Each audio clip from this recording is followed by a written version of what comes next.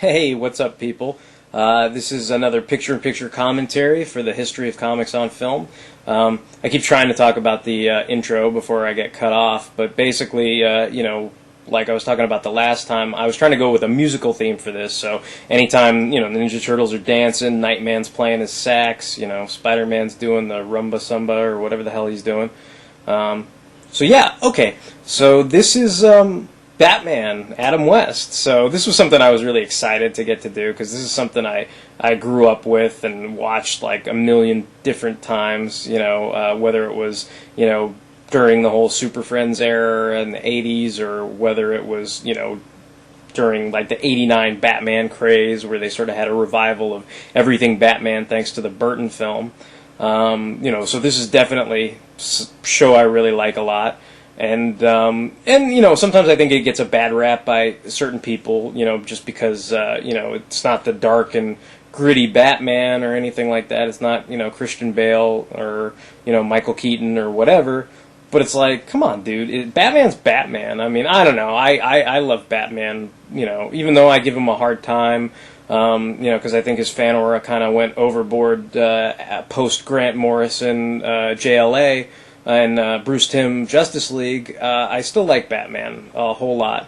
And of course I grew up watching TV-20 stuff. I remember shows like War of the Worlds and Freddy's Nightmares and Twilight Zone reruns and of course Batman reruns. So yeah. And so this is kind of my whole rebuttal to the people that are kind of like, oh, that's not Batman. For me, this was Batman. When I had my superpowers action figure for Batman, it wasn't like I was like, oh yes, this is the Batman, and this is the Dark Knight Batman, and this is the Batman the Animated Series Batman, and blah blah blah. No, it was like Batman was all the same guy. It's like the superpowers figure was Adam West. The superpowers figure was Olin Soul and Super Friends. I mean, he was all those things for me.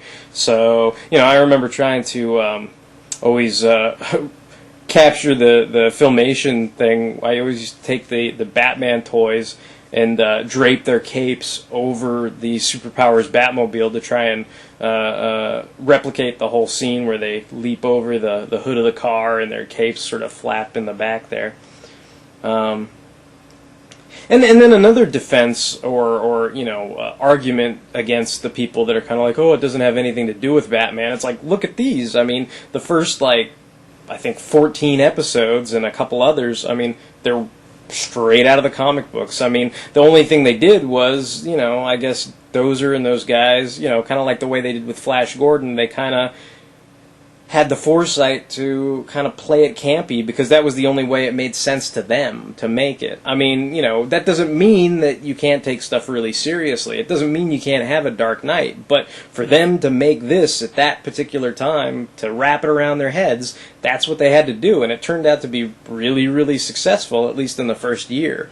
So you've got all these either introductions to people like Mr. Freeze, Mr. Zero, or just stuff where it's replicated from old stories where they just kind of read the first 10 Batman comics DC probably threw at them and went, hey, okay, we can make some campy story out of Mr. Freeze and Joker's utility belt and Penguin robbing some jewels and all that kind of stuff.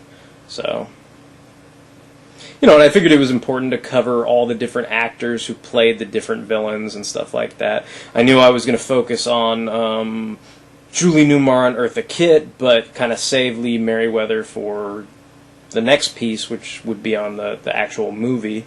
But yeah, I guess there's some stuff maybe I could have covered more. I think I'm trying to remember if this was the first one I put on Blip TV and switched over from YouTube or not, but let me see.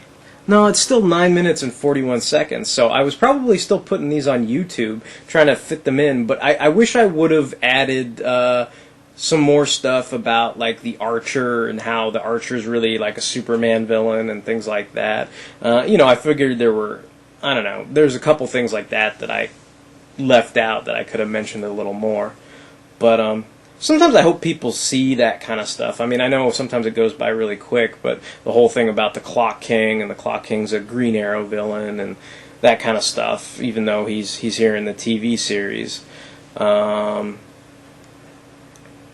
Yeah, and that was interesting. I was trying to do some kind of morphing thing there, and I used I'm trying to remember what the software was, but I don't know. It didn't exactly come out the way I was hoping it would, but I did what I could. But anyway, I was kind of hoping like the cat would,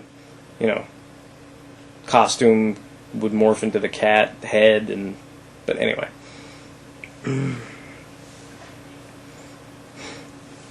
This is funny. I always remember. I remember going with my mom to the salon where she would get her nails done, and there was always I would always read comics there usually because I'd get bored and I'd go across the way to the Quick Stop and buy a bunch of comics. But I remember one time I had bought it's probably like a National Enquirer or one of those stupid dumb rags that print a bunch of bull crap, but they had this great story about how it was after '89 Batman had come out, and it was this story about how there was going to be this sequel to Batman, and Fred Savage was going to be Robin, and Vicky Vale was going to be pregnant, and it's like I was totally eating the whole thing up, like believing that it was real, until I got to the part where they said, and the villains, like the Joker's going to come back to life, because even though he's fallen off a building, you can't kill the Joker without his deck of cards that had the bullet put through it. And I'm totally like eating all this up, like lapping it up like it's real. And then the minute I knew it was fake was when they got to the list of villains, and they're like, it's going to be the Joker, the Penguin, Catwoman, Riddler, and King Tut. And I just kind of went, okay, this is bullcrap. I know I was like falling for everything else, but I was like, dude, they're not going to put King Tut in like a Burton Batman movie. Anyway, of course the whole thing was erroneous and false, but, because they're like, Bat Baby and Fred Savage is Robin and stuff. Anyway, I was only, I don't know, 11, so you'll forgive me. But anyway, I knew the King Tut thing smelled the fishy, so. Anyway, so I kind of talked all over that, so hopefully it's a fun anecdote, and you'll forgive me for not talking too much about this, but I'm pretty sure by this point I was using some elements of Premiere, but I must have still been posting on YouTube at that point, because I think it's not longer than 10 minutes. Yeah, and so here's Joan Collins again, which is interesting, because right now I'm doing some videos on Tales from the Crypt, and so